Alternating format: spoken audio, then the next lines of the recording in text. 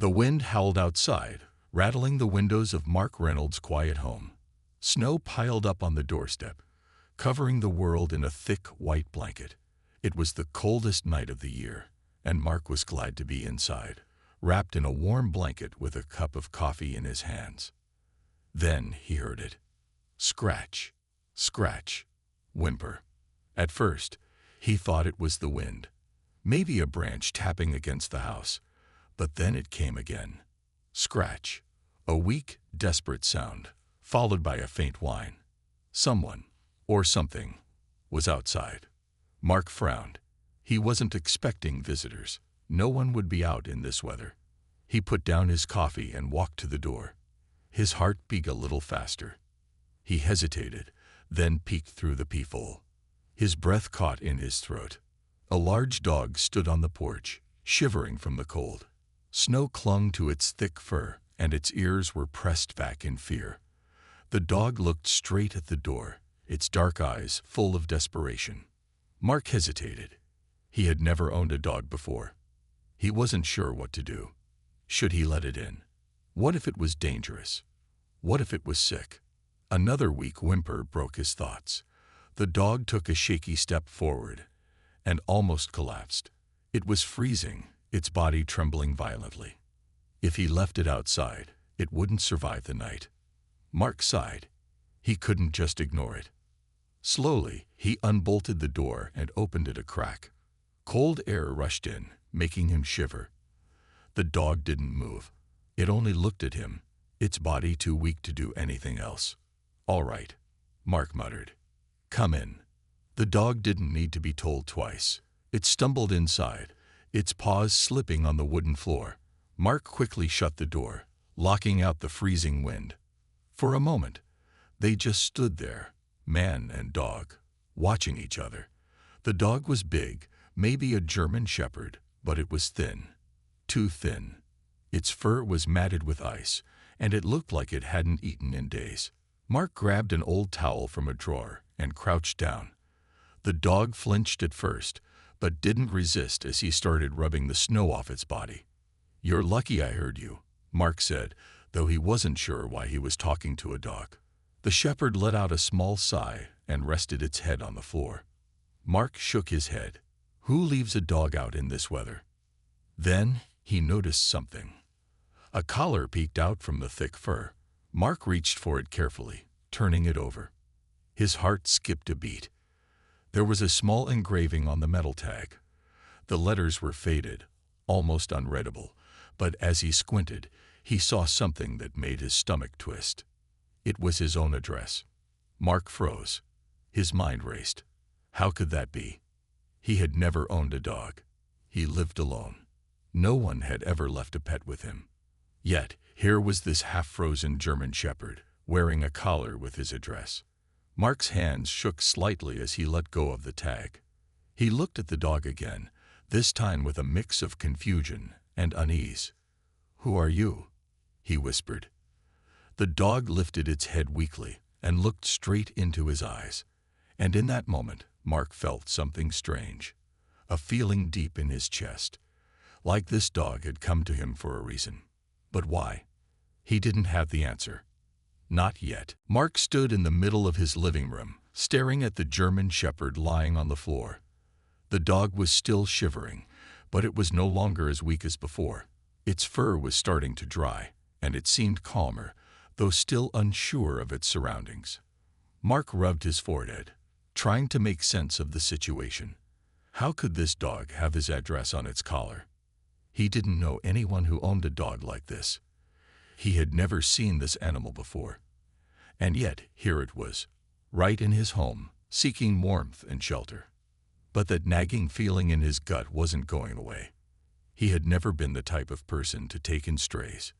He liked his quiet, lonely life, and animals only made things more complicated. Still, he couldn't just turn the dog out into the snow. It was too cold. It might not survive the night. Mark sighed and sat down on the couch, running his hand through his hair.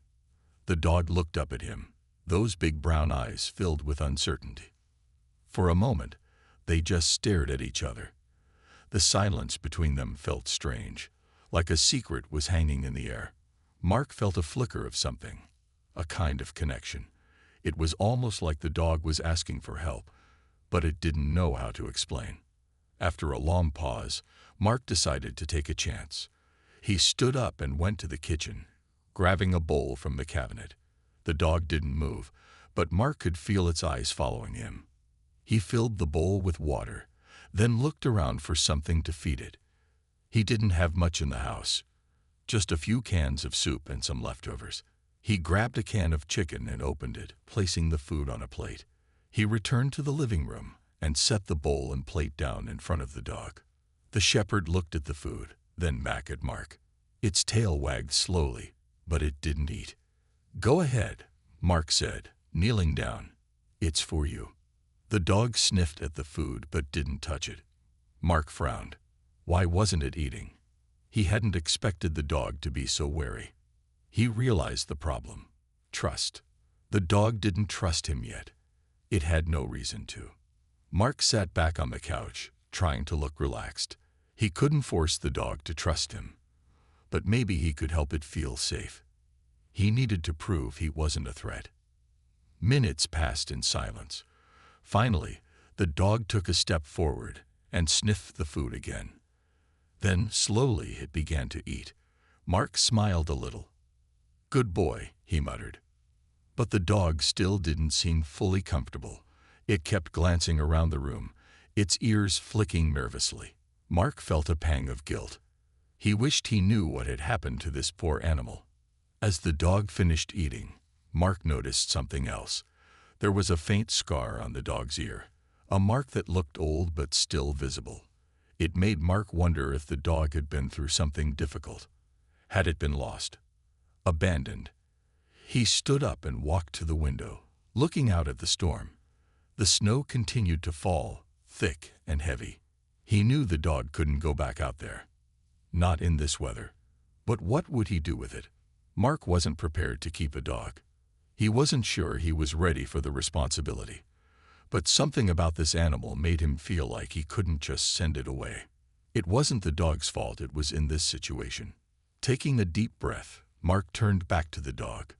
It was lying on the floor now, its eyes half closed as it rested.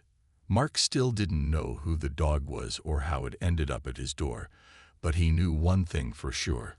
It wasn't going to survive out there in the cold. "I don't know what to do with you," he muttered, looking down at the dog. "But you can stay for tonight." The dog lifted its head and wagged its tail slowly, as if understanding. Mark nodded. "All right. You stay here for tonight, and we'll figure it out tomorrow." But even as he said the words, something told him that this wasn't just a random encounter. There was more to this story. The dog wasn't just looking for shelter, it was looking for something else. And Mark had the feeling that somehow, the two of them were meant to be together. The next morning, Mark woke up to a quiet house. The snowstorm outside had slowed down, leaving a thick layer of snow on everything. He stretched and yawned, rubbing his eyes. The fire in the fireplace was still crackling, and the house felt warm and peaceful, but something was different. Mark glanced at the floor, where the German shepherd had spent the night. The dog was curled up on a blanket near the fireplace, looking much better than it had the night before. Its coat was dry now, and it seemed calmer. It didn't flinch when Mark moved around the room, and it even gave him a small wag of the tail as he got out of bed. "Good morning," Mark said quietly, though he still wasn't sure if the dog could understand him. The dog lifted its head, its eyes watching him closely. Mark went to the kitchen and started making some coffee. He had no idea what to do with this dog. The night before, he had told himself it was only going to stay for one night. But now it felt like the dog had become a part of his morning routine. Mark poured himself a cup of coffee, then sat down at the table. He thought about calling animal control or taking the dog to the shelter, but something stopped him. Maybe it was the way the dog had looked at him, or the fact that it was wearing a collar with his address on it. His mind kept going back to that engraving. His address. Why would a dog with that information be wandering around outside in the snow? As he sipped his coffee, Mark turned his thoughts back to the night before. The dog had eaten the food he'd given it and seemed to trust him more now, but there was still a lot Mark didn't know. Who did the dog belong to? How had it gotten so far from home? Mark decided to take a closer look at the collar. He stood up and walked over to where the dog lay. The dog raised its head but didn't move. "Hey, buddy," Mark said softly. "Let me take a look at that collar again." The dog didn't resist as Mark gently lifted its head and moved its fur aside. He ran his fingers over the collar, trying to read the faded engraving. The letters were difficult to make out, but Mark could barely make out a name. Max, and then the address. His own. "Max," Mark whispered, repeating the name to himself. The name sounded familiar, but he couldn't place where he had heard it before. Max looked up at him with those deep, soulful eyes. Mark reached down to scratch behind his ears, trying to comfort him. But Max didn't seem to relax. In fact, he looked anxious. His ears were pressed back, and he was staring at the door. Mark followed his gaze. Was there someone outside? Maybe someone had been looking for the dog. He stood up quickly and went to the window. There was no one in sight. The street was empty, covered in snow. Mark sighed, feeling foolish for thinking someone might be out there. But Max was still on edge, staring at the door as if waiting for something. Mark walked over to the door, his curiosity growing. He opened it just a crack, peeking outside. There was nothing unusual. The snow-covered yard was quiet and peaceful. Max didn't move. Mark frowned. Why was the dog so anxious? Suddenly, a thought hit him. Could Max have been out there for a reason? Could the dog have been trying to find something or someone? He shut the door and turned back to Max. The dog was still watching him, its eyes filled with something. Fear, maybe, or anticipation. Okay, Mark said, pacing a little. We need to figure this out. He decided to take action. He couldn't just sit there and wait. He needed to know more about this dog and what had brought him to his door. Mark went to his laptop and quickly searched for missing pets in the area. He didn't expect to find anything right away, but when he typed in "missing German Shepherd," his heart skipped a beat. A few listings appeared, but one stood out. It was a post about a missing dog named Max. The description was nearly the same as the dog sitting in his living room. Max, last seen 2 years ago. Mark read aloud to himself. His throat went dry. The post mentioned that Max had been lost on a hiking trip, and the owner, Mark's brother, David, hadn't been heard from since. Suddenly, everything clicked. Mark felt a shiver run down his spine. Max hadn't just been lost. He had been looking for something, or someone, this whole time. Mark's heart raced as he sat back in his chair, staring at the screen. The post he had found was a missing dog alert from 2 years ago. The dog's name was Max, and the owner was his brother David. Mark's breath caught in his throat. It couldn't be. The dog couldn't possibly be David's dog, could it? But the more he thought about it, the more sense it made. Max had come to him. Max had been wandering for 2 years, and somehow he had ended up at Mark's doorstep. Mark closed his laptop slowly and ran his hands through his hair. His brother had gone missing on a hiking trip 2 years ago, and Mark hadn't heard anything about him since. The search had been intense, but eventually it had stopped. David was presumed lost. His body was never found. The thought that Max had been looking for him all this time made Mark's heart ache. The dog, Max, looked at him now, as if sensing Mark's thoughts. He lay on the rug near the fire, still and quiet. But there was something different about him now. He was no longer the frightened, trembling creature Mark had taken in the night before. There was a calmness in his eyes, a knowing look that made Mark feel as though he wasn't alone anymore. Mark slowly got up and walked over to Max. The dog lifted his head, and for a moment their eyes locked. Mark wasn't sure what it was, but in that moment he felt an overwhelming connection to the dog. It was as if Max was telling him everything without saying a word. "I don't know what happened to David," Mark said softly, sitting down beside the dog. "But I know you've been through a lot." Max let out a soft whine and pressed his head against Mark's leg. Mark scratched behind his ears, feeling the softness of his fur.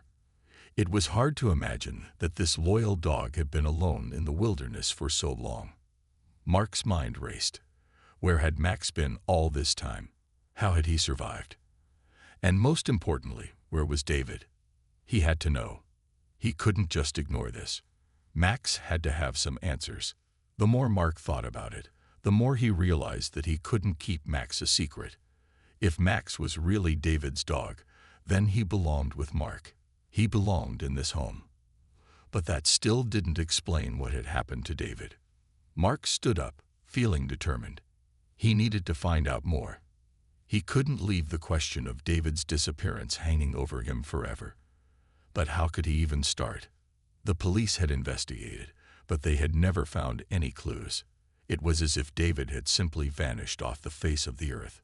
Max watched Mark closely, his tail wagging slightly, as if encouraging him to take action. Mark felt a wave of gratitude for the dog. He hadn't expected this. He had never planned on having a dog in his life, but Max had brought something into his world that he had lost a long time ago. Hope. "All right, Max," Mark said, looking down at the dog. "We're going to figure this out together." Mark decided to start with the hiking trail where David had gone missing. It was a long shot, but it was the only lead he had. The next day, he gathered some things, a flashlight, a jacket, and some water, and made his way to the trailhead. Max walked beside him, as if he knew exactly where they were going. The trail was quiet and still, the snow covering everything in a soft white blanket. Mark felt a sense of calm as he walked beside Max, but there was also a feeling of dread in the pit of his stomach. The trail stretched for miles, and David had been somewhere in these woods when he had vanished. They walked for hours, Max leading the way as if he had a purpose, sniffing the ground and looking up at Mark from time to time. Mark followed, trying to ignore the creeping sense of unease.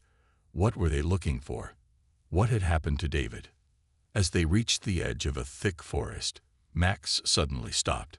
He sniffed the air and looked around, his ears alert. Mark knelt down beside him. "What is it, boy?" he whispered. Max walked forward, his nose to the ground, and Mark followed. They moved deeper into the forest, and suddenly Max stopped again. He began digging at the snow, his paws moving quickly. Mark's heart raced. What was he digging for? Max kept digging until his paws hit something hard. Mark quickly cleared the snow away and gasped. There, half buried in the snow, was a small leather bag. Mark's hands shook as he pulled it free. Inside, he found a few items, one of which was a journal, worn and weathered by time. "This is it," Mark whispered, his voice barely audible. He opened the journal carefully. Inside were notes, drawings, and details of David's trip. It was everything he had been searching for. Mark's heart raced as he carefully flipped through the pages of the journal. The leather was worn and cracked from exposure to the elements, but the pages inside were surprisingly intact. His fingers trembled as he traced the words with his eyes, searching for something, anything, that might explain what had happened to his brother. The journal was filled with details of David's hiking trip, his thoughts on the landscape, and the places he had visited. But as Mark turned the pages, a sense of dread began to creep over him. The entries started to grow more erratic. The first few pages were full of excitement about the trip, about the beauty of the mountains, and the peace of being alone in nature. But as the days passed, the tone shifted. David began to mention feeling like something was watching him. The weather had started to change, becoming colder and more unpredictable. Mark's throat tightened as he read one of the last entries. "Something doesn't feel right. I keep hearing noises in the woods. At first, I thought it was just the wind, but now it feels like there's something out there following me. I don't know what to do. I might head back to the campsite tomorrow. I just want to feel safe again." Mark's mind raced. Had David been alone out there? Had he heard something, or someone? Out in the wilderness. Was this the last entry before he disappeared? He turned the page, But the next entry was the last. I'm going to keep going. I have to find out what's out here. I'm not scared, but I'm not sure what's real anymore. Max is with me, but he's acting strange. He's been growling at nothing, like he's sensing something I can't see. I'm starting to think I'm not alone in these woods. Mark felt a cold chill run through him as he read those words. The mention of Max, David's dog, made everything even more real. Max had been there with David in the wilderness, but why hadn't Max come back with David? What had happened to them both? Max sat quietly by Mark's side, his eyes focused on the journal. The dog had been there. He had been with David all along. But where was David now? Mark closed the journal slowly, his mind spinning. He couldn't shake the feeling that this journal held the key to everything. David had been trying to uncover something, and Max had been part of it. Had they found something in those woods? Something dangerous. Max, Mark whispered, looking down at the dog. What happened to him? What did you find out there? Max looked up at Mark, his eyes wide and full of mystery. He had been with David. He had experienced something Mark couldn't understand. Suddenly, Mark had an idea. What if Max knew something? What if the dog had been searching for David all this time because he knew something important had happened? Max had survived in the wilderness for 2 years, and that wasn't a coincidence. The dog had to have learned something, and now Mark needed to find out what it was. Determined, Mark stood up and turned back to the trail. Max followed him, his tail wagging slightly, as if understanding the urgency.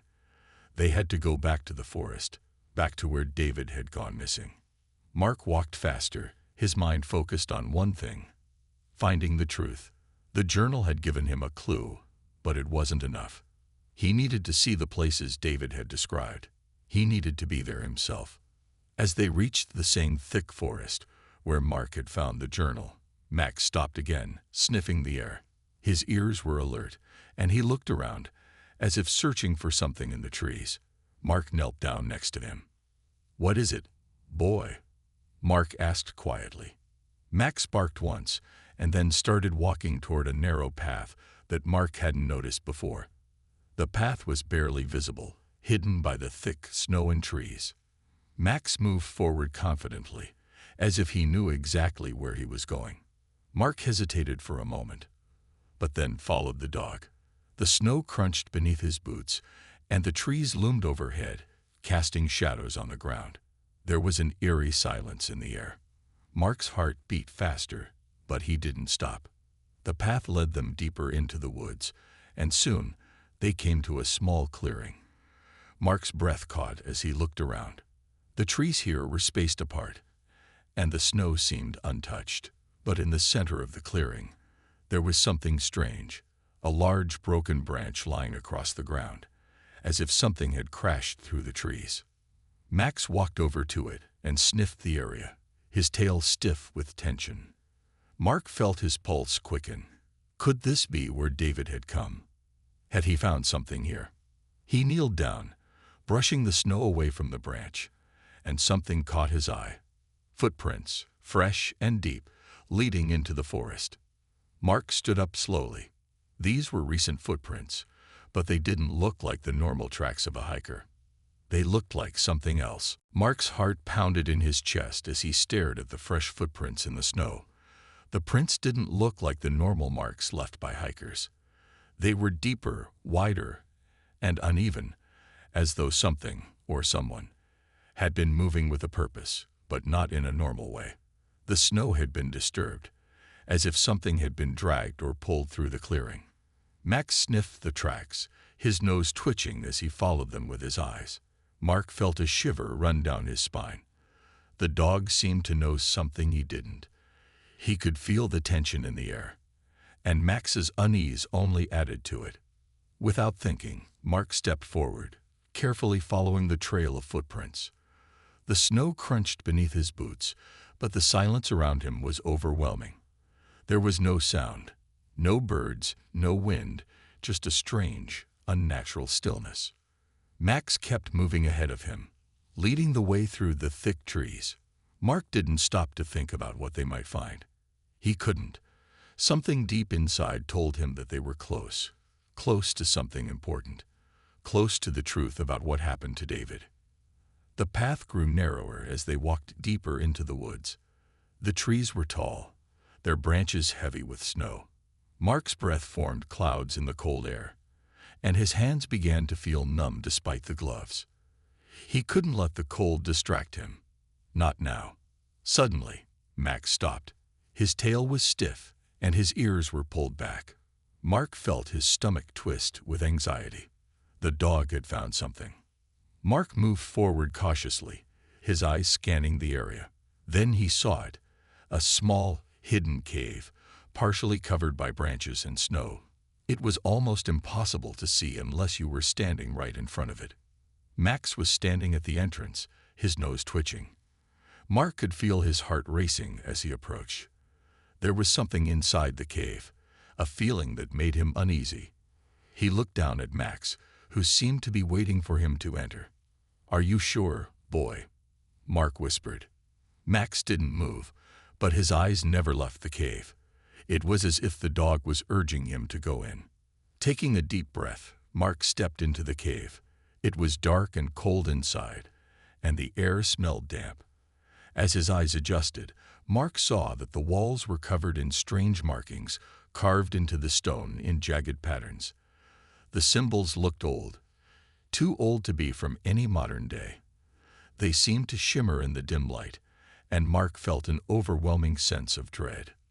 Max walked past him and into the cave, his body tense and alert. Mark followed the dog deeper into the darkness, his footsteps echoing softly against the walls. The air felt heavier here, and Mark could feel the hairs on the back of his neck stand up. Then he saw something. At the far end of the cave, there was a small pile of rocks, and beneath them, a faint outline of something buried in the snow. Mark's breath caught in his throat as he walked closer. "David," he whispered, his voice shaky. The pile of rocks shifted slightly as Mark reached out to touch it.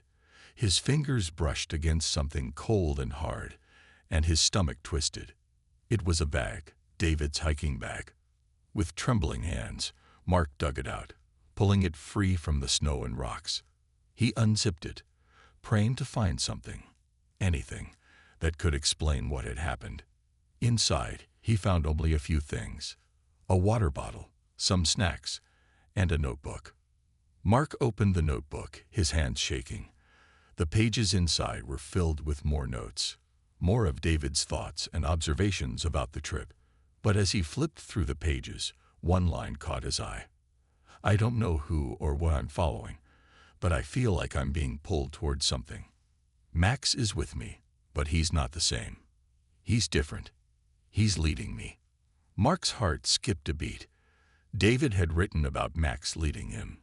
Had the dog known something all along? As Mark read the last entry, he felt a chill run down his spine. "I think I've found what I've been looking for, but I'm not sure I can get back. Max is still with me, but we're both being drawn into something dark. I have to find a way out." Mark closed the notebook slowly. His mind raced. What had David found? What had happened to him? And why was Max acting so strangely?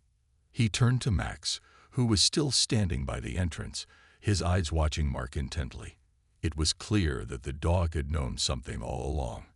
Max wasn't just a pet. He was a guide, a protector. But there was more to this story. Mark had to find out what had happened to David. The journal had given him a clue, but it was just the beginning. Something dark was hidden in these woods, and Mark and Max were getting closer to uncovering it. Max barked, as if urging Mark to keep moving.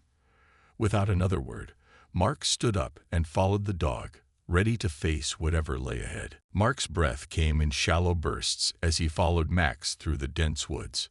The journal he'd found in the cave was still fresh in his mind, each word sinking deeper into his thoughts. David had written about being led by something, someone, maybe, even before he disappeared. And now, Max seemed to know more than Mark ever could have imagined. The silence in the woods grew thicker as they moved forward. The air was cold, biting at Mark's face. But it wasn't just the cold that made him shiver. It was the sense that something was lurking just beyond the trees, watching them, waiting. Max walked ahead, his ears alert and his body tense. The dog had been through so much, and now he was leading Mark through the very place where David had vanished. Every so often, Mark would glance down at Max, but the dog's focus was fixed. Max wasn't even looking at Mark. He was looking straight ahead, as though he knew exactly where to go. Mark felt a strange mix of awe and fear. He'd never seen Max act this way before. "What is it, Max?" Mark asked softly, his voice barely a whisper. Max stopped in front of an old weathered cabin that seemed to appear out of nowhere. The cabin was tucked away between two large, craggy rocks, almost hidden from view. Snow covered the roof, and the wood was dark and worn, as though it had been standing for decades. It didn't look like anyone had lived there for years, yet something about it felt alive. Mark felt an instinctual pull to walk closer. His heart pounded in his chest. He had to know what was inside. Max stood at the entrance, waiting, his tail stiff, but his eyes calm. It was as if the dog knew that whatever lay inside was the key to the mystery. Mark pushed open the door. The creak of the wood echoed in the stillness of the woods. Inside, the air was cold but thick with the scent of earth and old pine. The interior of the cabin was dark, but the light from the opening door was enough to reveal faded furniture and dusty shelves. Mark stepped inside, his boots crunching softly on the floor. Then Mark saw it. There in the corner of the room was an old wooden chest. It looked out of place, as though it had been hidden away for a reason. Its surface was scratched and worn, but there was something about it that made Mark feel uneasy. He walked slowly toward it, his hand reaching out to touch the lid. It was cold to the touch, and when he pushed it open, he was met with a thick, musty smell. Inside, there were old clothes, a blanket, and a few books. Nothing out of the ordinary. But underneath the clutter, something caught his eye. A photo album. Mark pulled it out, his fingers shaking as he flipped it open. The first few pages were filled with pictures of a man and a dog, David and Max. There were photos of them hiking, smiling, living normal lives before the trip. But as he turned the pages, the pictures grew darker. The last few photos were blurry, taken in a hurry. Max was in some of them, but he was no longer just the happy dog in the earlier pictures. In the last photo, Max's eyes were wide, his fur standing on end, and there was a shadowy figure behind him. The figure was barely visible, but its presence was enough to send a chill through Mark. Max barked once, interrupting Mark's thoughts. The dog's ears were raised, and he was looking intently at the back of the cabin. Mark froze. There was something in the air now, a heaviness, like the very walls of the cabin were holding their breath. Max growled softly, and Mark's stomach twisted. Whatever was here, it was not something he wanted to face. Suddenly, there was a sound, something small, like a twig snapping outside the cabin. Then another, and another. Mark's pulse quickened. He wasn't alone. Someone, or something, was outside. "Max, what is it?" Mark whispered, his voice barely audible. Max didn't answer. He was already moving toward the door, growling low and deep. His body was taut with tension. Mark grabbed the photo album and followed the dog. He stepped outside, the cold biting at his skin. The clearing around the cabin was dark, and the snow-covered trees looked like twisted shadows against the night sky. But then Mark saw it. In the distance, there was movement. A figure, tall and thin, moving silently through the trees. Mark could barely make out the shape, but he felt the hair on the back of his neck stand up. Max barked again, but this time, the figure didn't stop. Instead, it seemed to fade into the darkness, disappearing without a trace. Mark's heart raced as he looked around, his thoughts swirling. Who, or what, was that? And what had happened to David? He felt a growing sense of urgency. He couldn't stay here for much longer. He had to uncover the truth. Whatever was out there, it was tied to his brother's disappearance. And Max was the only one who could help him find the answers. Mark stood frozen in the doorway of the cabin, staring into the dark woods. Max stood beside him, his body tense, ears perked as though listening for something only he could hear. The figure he'd seen was gone now, swallowed by the trees. But Mark's heart was still pounding, and his mind was racing. Who was that figure? And what had they been doing out there in the woods? He couldn't stay here any longer. He had to find out the truth about David, about the strange things Max had been sensing, and about whatever was hiding in the forest. "Come on, Max," Mark whispered, his voice steady despite the fear creeping up his spine. "We're going after them."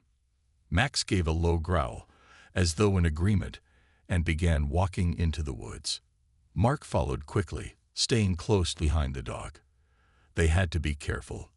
Whoever, or whatever, was out there, they weren't alone in these woods anymore.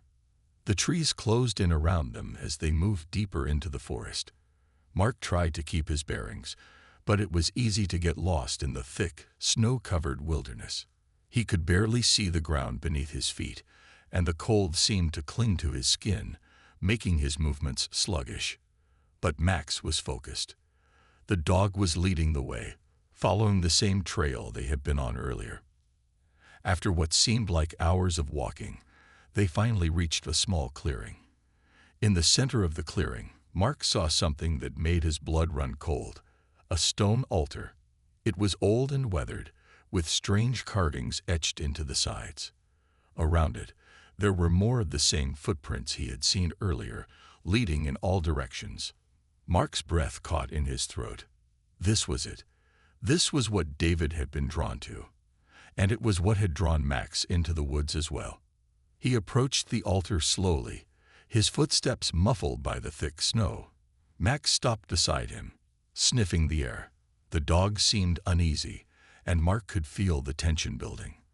There was something here, something important, but he wasn't sure if he was ready for it. Then he noticed something. On the altar, there was a small weathered box. It was barely visible beneath the snow, almost as though it had been hidden there on purpose. Mark knelt down and carefully pulled it out. The box was made of wood, old and cracked, with the same strange markings he had seen inside the cabin. He opened the box, and inside, there was something unexpected: David's necklace. The silver chain was worn, the pendant shaped like a wolf's head. Mark's breath caught in his throat. David had worn that necklace every day, and now here it was, buried beneath the snow. Max barked once, a sharp, urgent sound. Mark looked up, startled, and saw something that made his heart stop. The figure from earlier was back. But this time, they weren't hiding. The figure didn't move, didn't speak. It just stood there, waiting. Max growled low in his throat, stepping protectively in front of Mark. The dog's eyes never left the figure.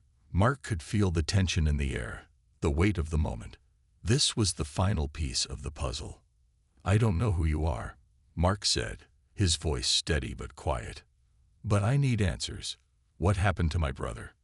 The figure didn't respond right away. But then, in a voice that sounded both ancient and cold, they spoke. "Your brother was never meant to leave," the figure said. "He was part of something bigger, something that calls to those who listen." Mark's heart skipped a beat. He didn't understand. What was this person talking about? "You're not the first to seek the truth," the figure continued. "Many have come before you, but not many make it back." Mark felt a chill run through him. He glanced at Max, who was still growling softly, his eyes locked on the figure. This was a warning. Whatever had happened to David, it was dangerous. And now it was happening again. "What do you mean?" Mark asked, his voice barely above a whisper. "Where is he?" The figure tilted their head, and for a moment, Mark thought they might speak again. But instead, they turned and began to walk away, disappearing into the shadows of the trees. "No," Mark shouted, taking a step forward. But the figure was gone, swallowed by the night. Max barked once more, and Mark felt his heart sink. The answers he had been searching for were just out of reach. But now, he knew something important. David had been part of something bigger than he could have ever imagined. And that something was still out there. Mark stood in the clearing, the weight of the moment pressing down on him. He had come so far, but the journey wasn't over. The truth about his brother, and the dark mystery of the woods, was still waiting to be uncovered. And no matter how dangerous it might be, he would find it. "Come on, Max," Mark said softly, glancing down at the dog. "Let's go. We're not done yet." Together, they turned and walked into the night, ready for whatever came next.